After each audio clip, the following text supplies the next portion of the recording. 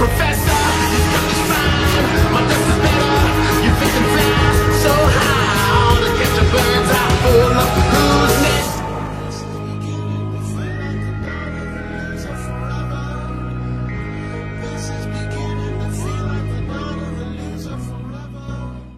Avec Man Down, Shia LaBeouf achève enfin la plus grande performance de sa jeune carrière. Et j'insiste bien sur sa jeune carrière parce que pour moi il y aura un avant et un après Man Down. Et tout ce qu'il va prendre ensuite, ce sera des choix matures, ce sera des choix plus adultes. Sa jeune carrière est terminée et sa carrière, elle, je pense, est en très très bonne voie maintenant. Bonjour à toutes et à tous, c'est Valou et bienvenue pour cette toute nouvelle vidéo consacrée à chapitre 3. J'ai enfin décidé d'arrêter de vous casser les burnes avec Shia LaBeouf, mais j'avais pas encore fait Man Down, alors je vais le faire. Un titre encore une fois extrêmement long, je vais le raccourcir, Man Down de Dito Montiel qui est sorti.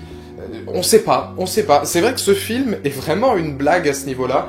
Sur Allociné, ils vont te dire 2015, mais sur IMDb, ils vont te dire 2016, mais sur les bandes annonces, ils vont te dire Coming Soon. Je sais même pas si c'est sorti au cinéma. Man Down, un film de guerre particulier, un film de genre qui est traité d'une manière très particulière, où on va suivre les déboires de Gabriel, qui est donc incarné par Shia LaBeouf, et qui va, par le biais d'une discussion avec Gary Oldman, qui est donc un psychologue de l'armée, raconter son histoire en Afghanistan et son histoire d'amitié avec Jay Courtney, qui est son bras droit depuis qu'ils sont tout petits et qui vont faire la guerre ensemble, et il va y avoir tout un tas de péripéties et tout un tas de twists que je suis obligé de taire parce que le film s'articule énormément autour de twists et de surprises diverses et variées. Cette critique sera sans spoil parce que je vous invite énormément à aller voir ce film, pondre un film comme ça, un film de guerre, un film de genre, et en faire quelque chose de tout autre, puisque c'est un film qui se base exclusivement sur des flashbacks, puis des flash-forward, donc des retours en avant, si j'ose dire, voilà, des mises en situation de ce qui se passe dans le futur, un peu post-apocalyptique sur certaines séquences.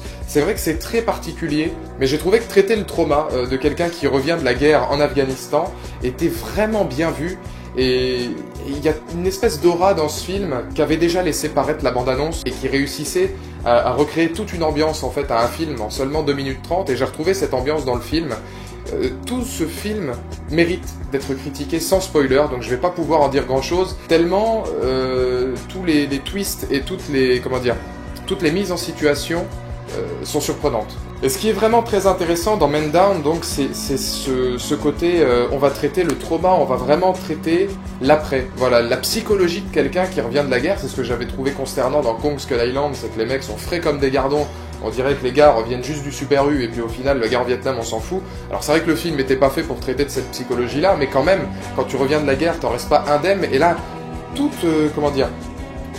le brio de ce film, auquel je mettrais bien un 8 sur 10, se focus autour de Shia LaBeouf, autour de son duo, son tandem qui est excellent avec Gary Oldman, où justement il y a vraiment un aspect de communion entre les deux, d'un psychologue qui essaie d'aider son soldat, qui essaie de savoir ce qui s'est passé en Afghanistan, mais aussi avant, puisque tout, en fait, ce qui concerne l'amitié entre Jay Courtney et Shia LaBeouf est vraiment le point d'orgue de ce film-là, peut-être même parfois plus que ce qui se passe en Afghanistan. Justement, Shia LaBeouf, dans ce film-là, incarne un militaire qui n'a pas envie d'aller à la guerre, un militaire un peu contraint et forcé, qui n'a pas envie de laisser sa famille. Il y a beaucoup d'aspects familiaux aussi, jusqu'au titre du film, Man Down, qui est un jeu de mots en fait, puisque Man Down signifie dans les traits de caractéristiques de la guerre, homme à terre, mais c'est aussi un nom de code qui veut dire je t'aime avec son fils, quand son fils justement veut pouvoir dire je t'aime à ses parents devant ses copains sans se prendre la honte en disant ah je t'aime papa machin, ils disent Man Down.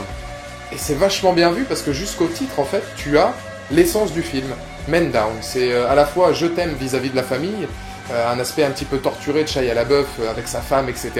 Mais d'un autre côté aussi, c'est la guerre, c'est ce qui va arriver à son meilleur ami, et c'est un petit peu englober tous les sujets autour d'un seul titre. C'est très particulier.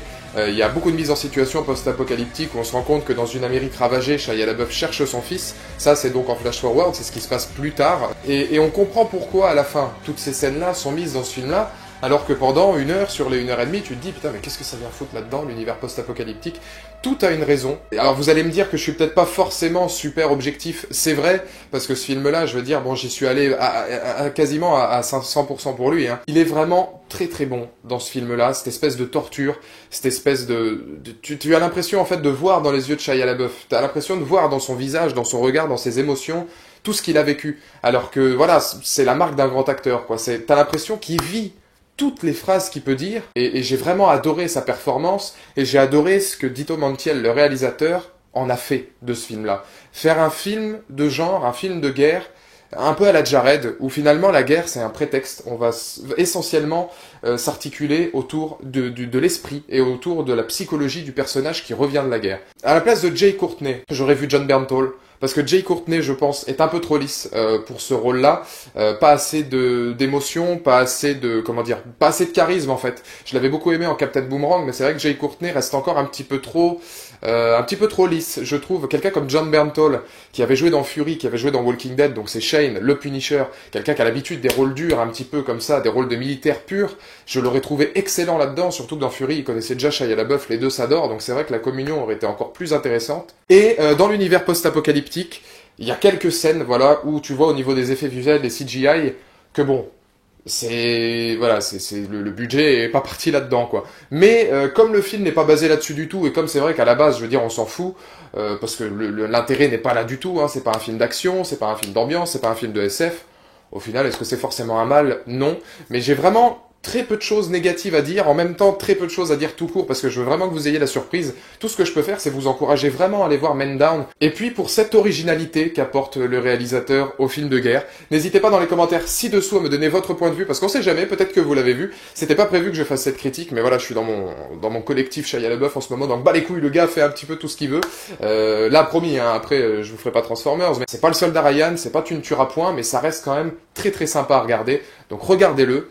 Et puis bah moi je vais me refaire la collecte de Shia parce que putain ce gars. Lightning and the thunder, sun, moon, the stars and the hunger, abundance in bundles, blessings and troubles, towers and tunnels, views and valleys, waves and peaks.